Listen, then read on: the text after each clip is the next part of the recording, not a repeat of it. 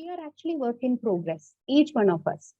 So if we shift our mind, from competition with others to us, because as you said, we are also unique. Things how taking short mental breaks from that, how that can actually be much more sustainable in the long run, and wherein you are not in that need to I want to run away from the situation.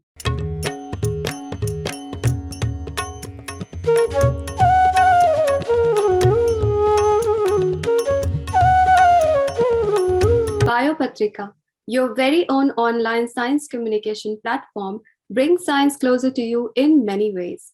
Today, SciConnect by Biopatrika welcomes all science enthusiasts to our podcast on productivity and mental health. I, Pragya Gupta, my co-host Nikhil Tulsian, and Swanti Gupta have been given the opportunity to speak to a science enthusiast about how to keep sailing in the vast academic ocean, choose your career path, and simultaneously keep a healthy and productive lifestyle. Please welcome Ms. Lakshmi Ramachandran. Dr. Lakshmi Ramachandran is currently Learning and Development Specialist at National University of Singapore. In this role, she mentors, consults, and conducts workshops for students and shape them as future-ready graduates. She had pursued her PhD and started her career as a molecular biologist, but her experiences transformed her into an amazing life coach seeking answers to the meaning of life. Dr. Lakshmi speaks as drlakshmispeaks.com and has been a panelist in various career development sessions. So let's begin our podcast, Dr. Lakshmi, on mental health and as a life coach. You did a PhD and then as a research, and now you're a life coach. The switch from research to learning and development specialist must have been come with multiple ups and downs. From a researcher's perspective, how was the transition of your journey? First of all, thank you, Nikhil. Thank you, Pragya, Swanti, for this great opportunity to speak to SciConnect. Very, very happy to be here, especially as a science enthusiast, just like you all, and to share a little bit about career, professional development, and coaching. So, as you said, yes, it's been a very interesting journey so far. I've moved through, literally meandered through different career paths, experimented various things, and have now come to a stage wherein I help people figure out their career path, especially people within science. So for me, it all started actually very long ago. I mean, 2 decades ago, when I embarked on my PhD journey to pursue a doctorate in cell and molecular biology from the State University of New York at Buffalo. So I specifically worked at a cancer center there, Roswell Park Cancer Center. So obviously I had this great motivation to be a cancer researcher. So when I joined, I was working on DNA replication and the DNA replication protein. So I was like very, very oriented towards science and was so inclined to get my PhD and step out into the world of drug discovery research. So it all went beautifully. So I just want to highlight that I went in 2001 at a time when there were no cell phones or credit cards, and also a completely different world, the digital world that we are in. So it was truly in every sense an exploration. While I was doing my PhD, and although I got my PhD with a Dean's Award and everything, I realized that doing academic research may not be my thing. That was my first self-realization of where my life may be heading to. And at that time, I then understood that I wanted to be at that point of research wherein I can see my discoveries translate into something that people are able to immediately use, like drugs, like medicines to meet unmet medical needs. So that made me want to explore and move into industry. And that was the first career transition that I made. I know that even today, moving from academia to industry is something that many people are seeking to explore. And from my own experience, I know it wasn't a very easy transition to make. But few things that I have learned and how I managed to do was to, and it's that one key thing, that is important for any career transition. which is, it's not about so much about you. It is really about what the industry is looking for. What are they needing? And how can you fit to help them meet their needs? It always ultimately boils down to that. So even though mine was a pure basic research, DNA replication and all, ultimately I had to kind of think of ways in which I could address that need. So that happens by really going through a reflection of whatever we have done technology wise, technique wise, skills wise, what are the things, and then listing to see if we can actually add to that company in some way through this. If not, what is the additional thing that I need to learn to move in? So after doing a few of these things and really tapping very strongly into whatever network, quite shamelessly actually, like, could you, I don't, it's not about a job. You give me an opportunity to just come and speak. That to that extent, I think persistence helped me land that job. Now, of course, I'm very grateful to those contacts who helped me get there. So I worked at AstraZeneca, and then it was like 2 lovely years, really loving my job and everything. I really, it was exactly what I wanted at that point in time. And then, but what happened was I had a personal challenge related to family, because of which I made the conscious decision after a couple of years to step out of the job and to focus on my personal life. So this experience I share all the time because, especially with young people, on one hand, while it is a very important thing to plan your life and have proper goal setting and everything, it is very, very important. At the same time, one has to be prepared for setbacks in life. This is where life teaches you resilience. And I think COVID-19 pandemic has been the biggest example, isn't it? Yeah. So I took that career break, focused on my family life. But that's also the time that I actually found another side of me, which is writing. So I co-wrote and published a book called Rumi's Foodies, which went on to get the best digital book of the second, runner-up award in India through Publishing Next. Congratulations. Thank you. I wrote it with my another friend of mine, again from science, and who was my roommate, Meghna Joshi. So this was what I did during that career break, without any expectations, but just like focusing on a passion, a calling, and just did it. After the career break and achieving my personal goal, that was the time after which I moved to Singapore when my husband got a job here in Singapore. And actually, it was writing that book that led me to my next job in science. So I got a job in science communications, wherein during the interview, it was clearly writing that book during the break was what I could use to demonstrate that I can write. I can write, and then my scientific background helped me piece the two together to get a job into science community. So through this story, what I hope to share with people listening is that everything in life, happens for a reason, and there is nothing in life that you do that goes wasted. Definitely.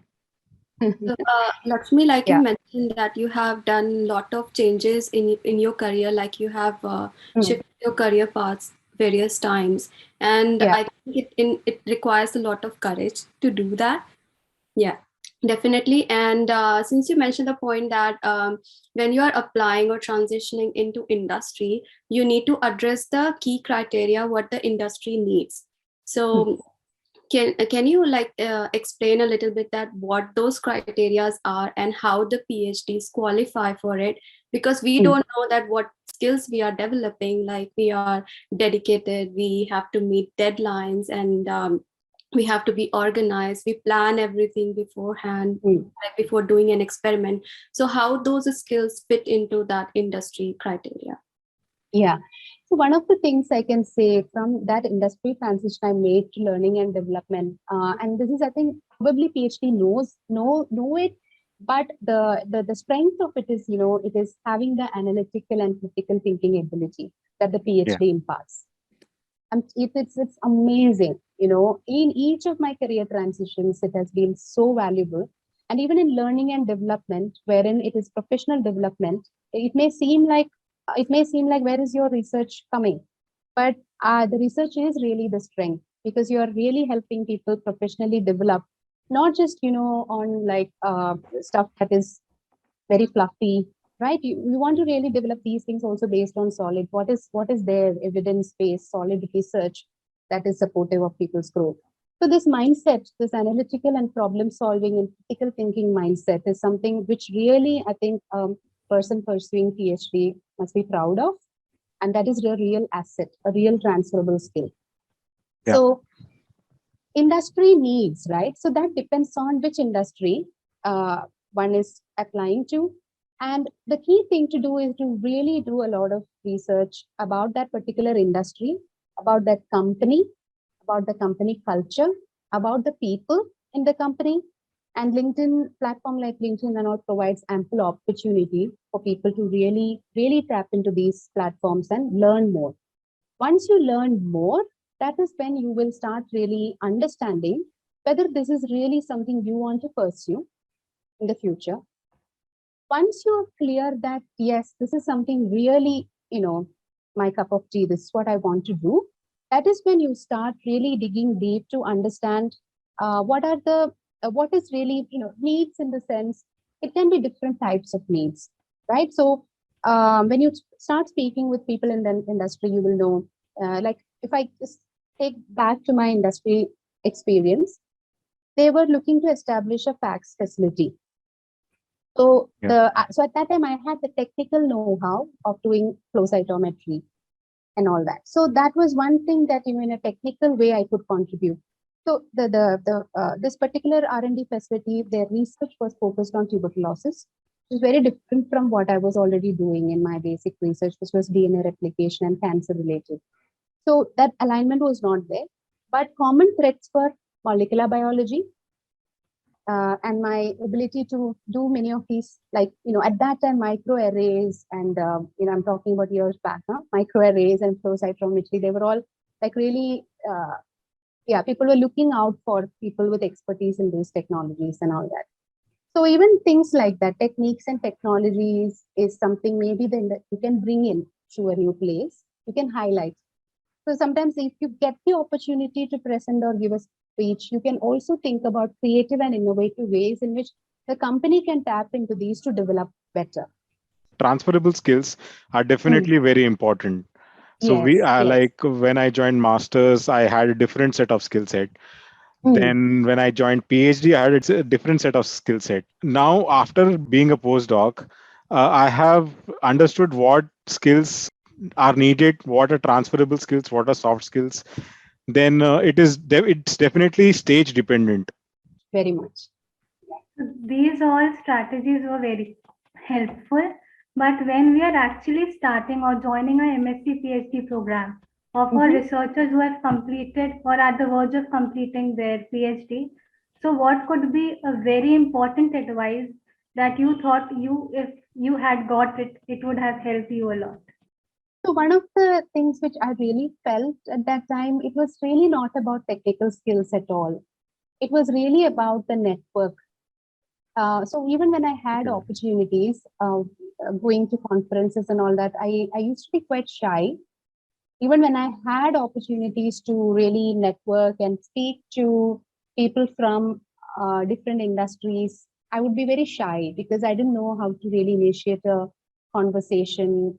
So that is something I regret, because when doing PhD, what happens is that there is this thing of, like, you just like so focused on your work and your field, you want to like gain what to say, recognition within that field. You want that's what happens when you're doing a PhD.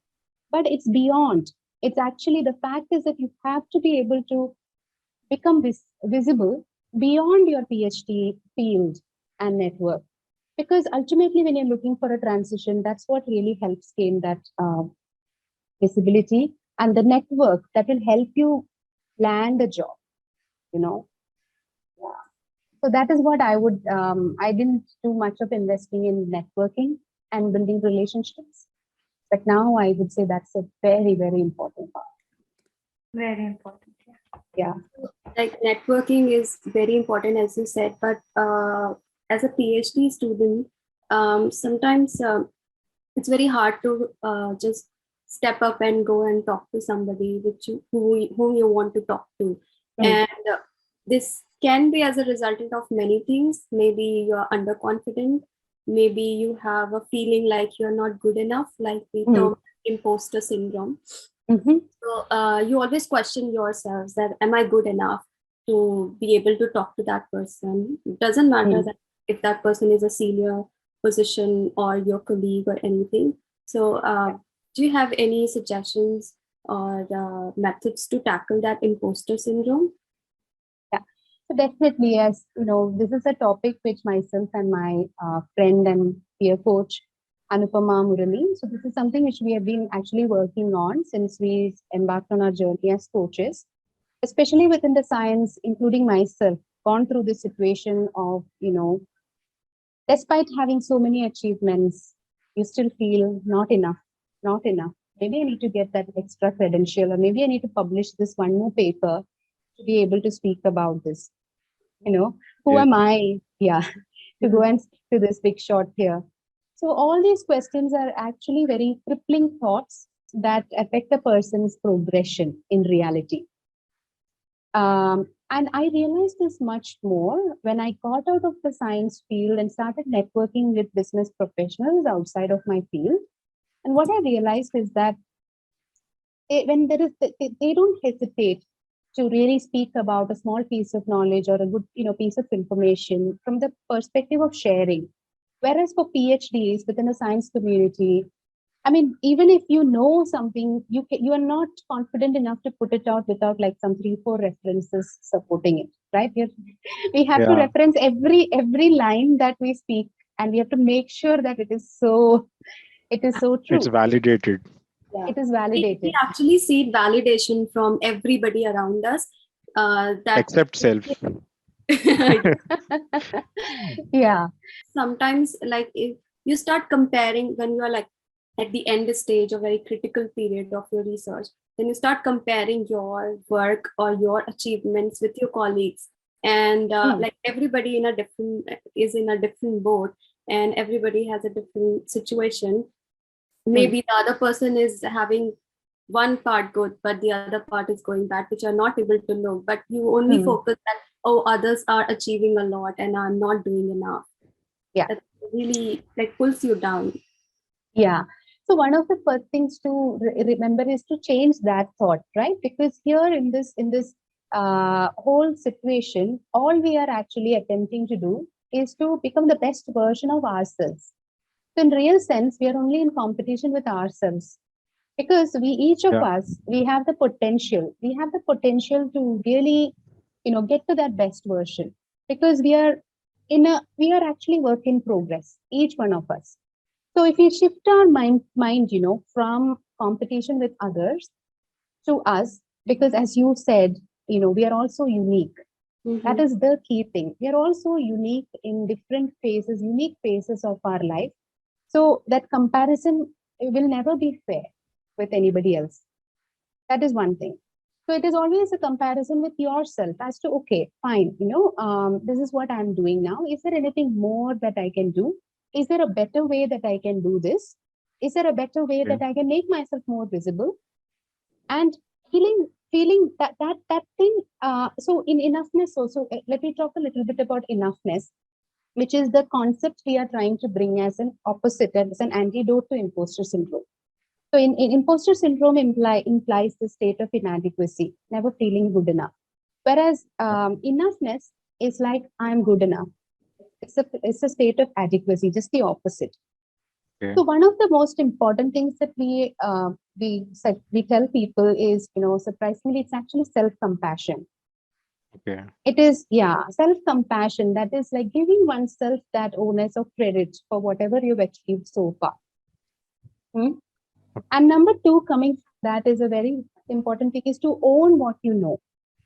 That is, when we like really look at what we know and what others know, what happens is that it seems like this. What we know is only this much, and what others know is like a bigger bubble around. My God, I know only so much, and these other people know so much. But the reality that we actually get, challenge people to think about is, we know this much, other people may know this much, this much, right? So it's not necessary for us to know what everybody else knows. But the bigger bubble really is what is out there in the world. There is so much to know and learn, right? And which is perfectly the way. So it is like shifting our mindset from an inadequate mindset to a growth and learning mindset. So even today you feel like, oh my God, there is just so much to learn. I want to learn is a much better way to approach, rather than thinking that I know only so much, there's still so much more, others seem to know more than me. We don't need to know so much about what others know. It's about what we know, own it. Yes, I know this, and to overcome imposter syndrome, good way is to share that knowledge with others. So, as we were speaking on enoughness, as you mentioned, a PhD student or a researcher knows a little bit or is an expert in his or her domain. And there are multiple other PhD students who are experts in their own fields and domains. So, the enoughness of being or knowing in their field may not be always acceptable by every student. And as you mentioned, there is many things out there. There is a bigger bubble. Mhm. But this can also play in a reverse ways, like for many students, like if others are good at something else, let me be good at what I am, and so they Hmm. continue doing the same thing and become Hmm. an expert in one field. Hmm. Hmm. But they don't realize that they are for their progression they lose hobbies or interest in other things. Now is a time for a latitudinal thinking and Mhm. a wider thinking rather than a longitudinal thinking of, okay, I know thing X, I will know everything about thing X, but that will not work.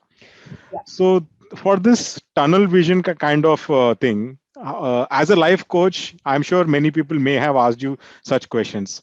So, Dr. Lakshmi, how can one come out of it? Yeah. It's a very, very valid point, and a very important point today, more than any other times, right? So there is this concept called polymath now, Okay. emerging polymath. So being a polymath versus being a specialist.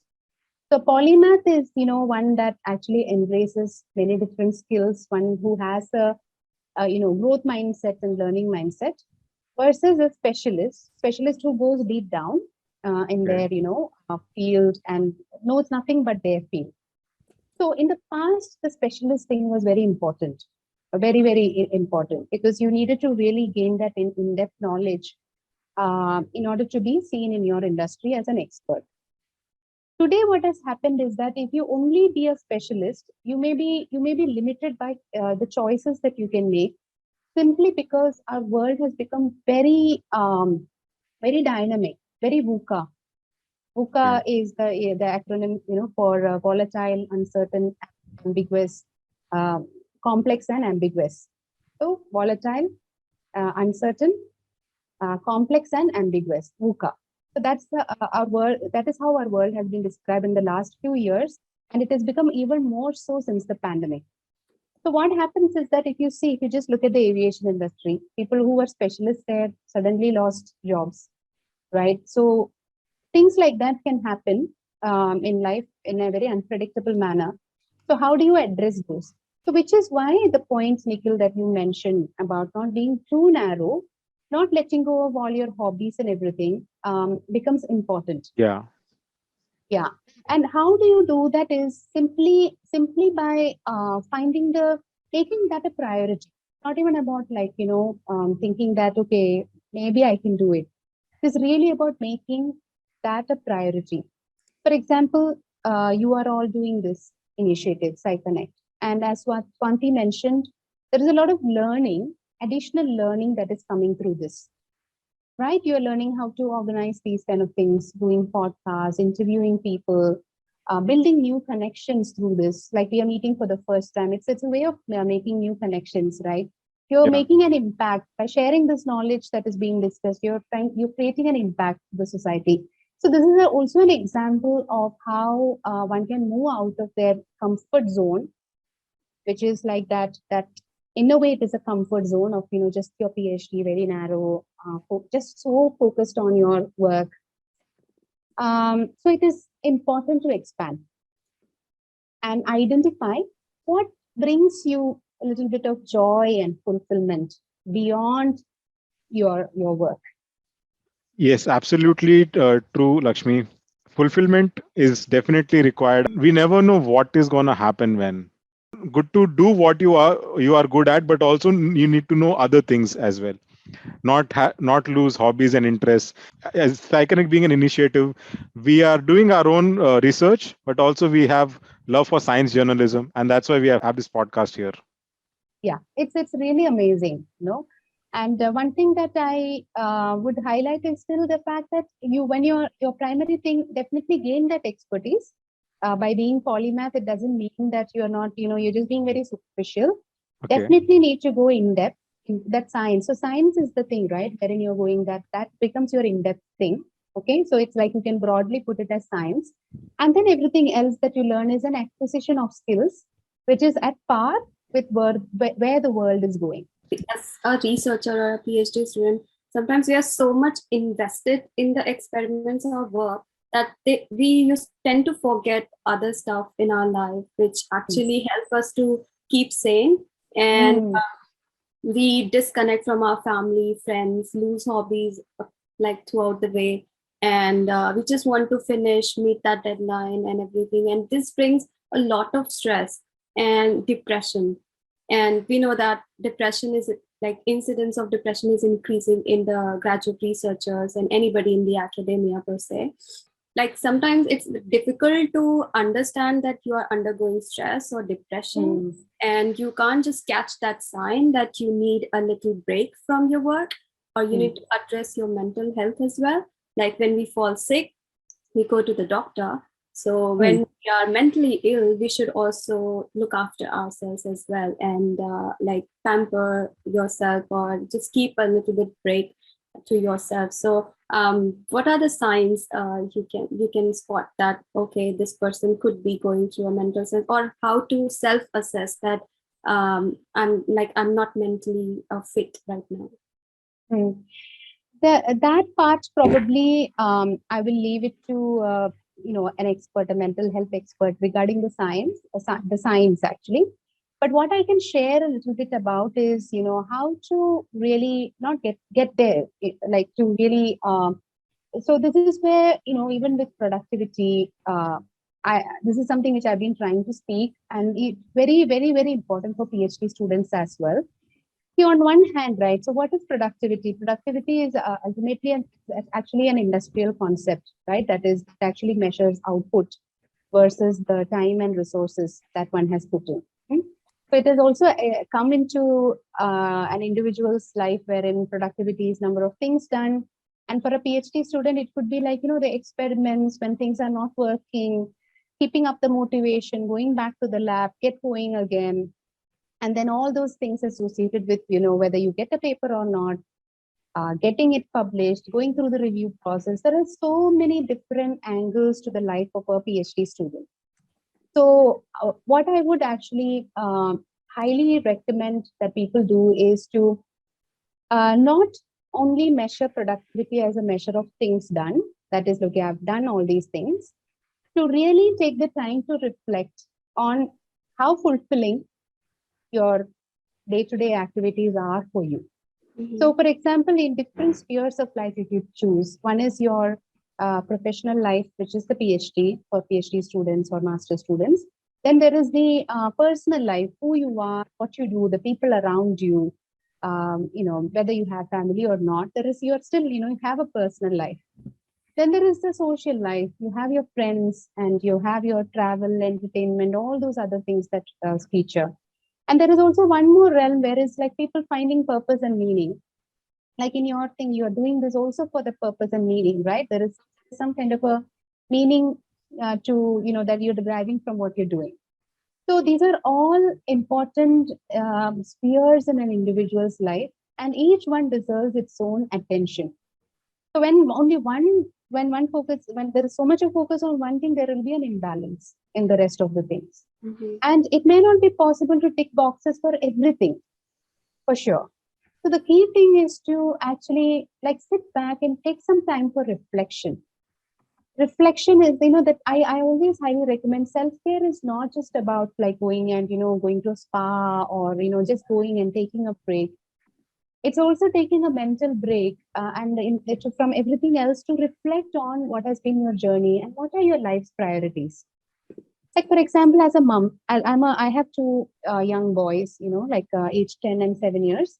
So there was a time when I used to like really think that, oh my God, I have to do all the things by myself for them. I have to cook for them. I have to do this. I have to read bedtime stories to them. But then it is not practically possible as a human being who has got other things also to do.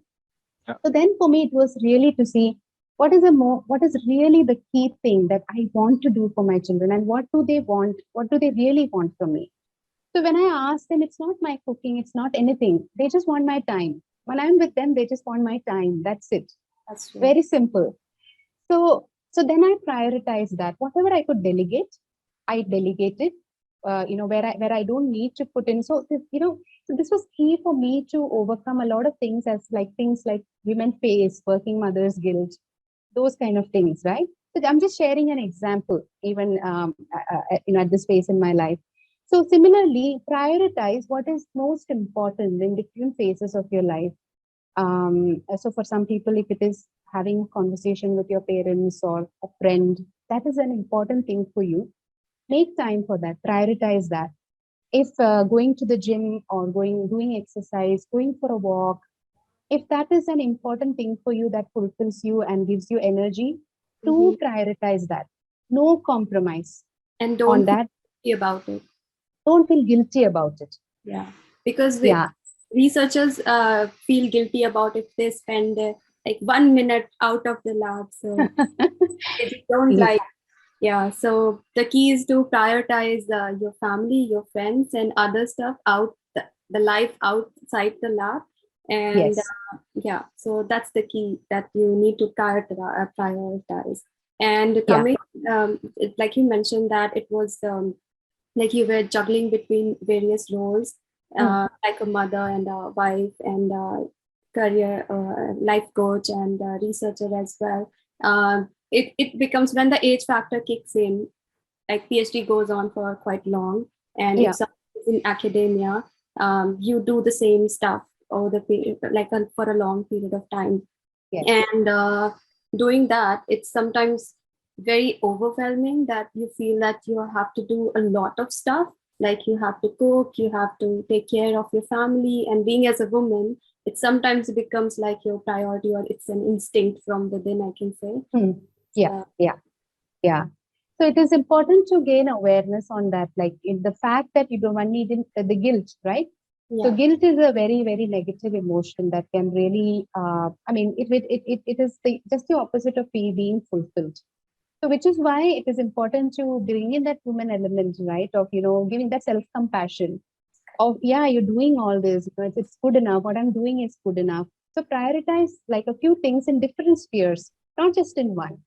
And then make sure that you attend to it, because that is feeding your soul, which is important to give you the energy Yeah. to move on, right? You're not like the machines just ticking boxes of, okay, I've done this, I've done this, I've done this.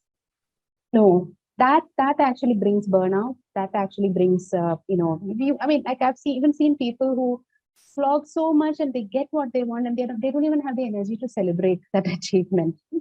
It causes an adverse effect on the relationships and personal life as well. Like the things get sour between maybe your spouse or your family or your siblings, and like it's important to not get to that point and realize before that you have to prioritize other things as well. Yeah, keeping Absolutely. being mentally healthy or not being ill is definitely important for productivity in different aspects, be it personally or professionally. Yes. Yes. Do Very you much. think that we are expecting much out of ourselves and we are not able to deliver it? So, is this reason of stress? And do you think that like people are not very free to talk about what they are going through? So they Hmm. Yeah. seek the help of books and these things. So do self-help books actually help? What would be your Yeah. advice on that? Yeah, very good, very good question actually, Swanti, because most people are not comfortable sharing their personal, especially when they're going through a tough time. So even social media, if you really look at it, if you see, most of the time it's like about, it's all about like the rosy pictures, right? I did this, I did that, and what happens is that it helps portray only the whatever, which is not a very realistic situation in most people's lives. And even when someone puts up something, people do not know how to react or respond to that, right? I mean, there is no, so we are moving into a world wherein people are suffering, people are going through these struggles, so people are seeking help. So definitely, I mean, going through self-help books or something like that will help keep that motivation, or maybe definitely there is the it's only a positive thing going through self-help books and all that. But the question is really about sustainability. How sustainable is the change that it will bring in? Because we are all individuals, and with certain, we have certain habits, we have certain way of doing things, and the most important thing is to really create that sustainable shift in our patterns and our habits, and even with thoughts, right? So imposter thoughts too, like, I mean, just by getting awareness on it, and just by knowing that these are all thoughts that are affecting me, sometimes individuals struggle to move beyond that. So, to make those things sustainable, there is also consistent, practice required, consistent support required for such people. Um, so that is what I think is the key thing. But for everybody, reading the self-help book is a first step for sure. So do you think that this social media and then mobile scrolling, does it cause pressure to that person and they deviate? Because as you said that it's not reality, but it puts pressure on you that you have to achieve this and you have to like match with your colleagues or your seniors. So social media is very powerful, right? It's a very powerful tool. So how that power is affecting one person is really dependent on how that person is letting that social media or anything affect him or her, right? So on one hand, you can use social media to, especially LinkedIn. LinkedIn is a platform that I always recommend that people do use for visibility, for gaining strong network and everything. But at the same time, you need to be able to use it in a way that benefits you, right? And not letting it take control of you in a different way. So few things, in terms of, again, like productivity and healthy, or, hygiene, like digital hygiene, is to really become aware of the temptations to, do the scrolling or whatever at a time when you can be focused. So even those phones also come up with tools, right? Like for focus mode, Yeah. wherein you can't, I mean, if there is anything useful about that, fine, just try that out. And one of the key things I really feel is not taking the smartphone, the very first thing in the morning. Because it's a reward Notifications system. are there, yeah. Yeah, it's a reward system, right? Your dopamine, it's like you get that kick out of, just checking the messages and seeing if there is something new. That is an inherent thing for humans to like seek some new information. So we are able to resist that and start your day at least for the first 1 hour without touching the phone, but doing other important things like going through your routine and things like that. That is a big step. And then having really times assigned to social media checking, wherein you use LinkedIn very strategically for your visibility, you're expanding your network, job searches, and all that. Then Okay. it becomes much more, and then it becomes very powerful, very, very powerful. And keeping in mind the fact that everybody is doing in a different phase of their life. I'm in a different phase of my life. What I'm striving to do here is to become my best self. That is the thing. But with self-compassion, there is no pressure. There needn't be any pressure, and set very high standards and expectations that you're not able to meet. Then you feel guilty. Then you again go down that thing of like, I'm not good enough. I can't do that. Yeah, since we're talking about social media now, we see a lot of people coming forward and helping others. And there are few dedicated days like Are You Okay Day or other days and Speak Up. And when somebody is going through some mental stress, it's very hard for them to speak up on a specific day. So do you think these days or celebrating these kind of situations is relevant? Does it make any sense? I mean, we are in a very advanced and technology freak like generation is going on, and so many people talk about it, but they don't know the depths of the definition, what it is actually mental. What is it? So, is it relevant? To me, if you ask me, it is not really. I'm not a big fan of having a specific day or a specific hashtag for everything. Yeah. I just feel that it has to be a part of our day-to-day things. It's not like you have one day, one Mother's Day, and then you forget your mother for the rest of the year. So similarly, whether it is mental health or speaking up, it has to be part and parcel of what we do every time, every day. And I also believe this fact that what I'm really, it's really an exploration that I'm doing. I wouldn't call myself an expert or anything yet, but what I'm exploring now is to really see how taking breaks even on a day-to-day basis from what really ties us up, right? Like work, social media, and all those things. How taking short mental breaks from that, how that can actually be much more sustainable in the long run, and wherein you're not in that need to, I want to run away from the situation. That's not how we want to live our life, right? We want to live our life. Sorry, I've come across a very useful technique called mindfulness. So where you have to, like, if you are stressing out too much and you can't relax, you just have to take a little short break and focus on the things around you, like some sounds which you can hear, some things which you can see. So these things like calms you down and then bring back to you to a normal state. Absolutely. That's yes, Nikhil. I follow I'm sure you must have heard the Pomodoro method. Yes. You do 20 minutes of work and then take a few minutes out, and then after 5 or 6 sessions of 20 minutes you take a longer break. So actually that has helped me be more productive. It is a very, very useful and very simple and very good. It's work. It's possible to work it out because of the lesser demand. It's like 25 minutes, then you take a break.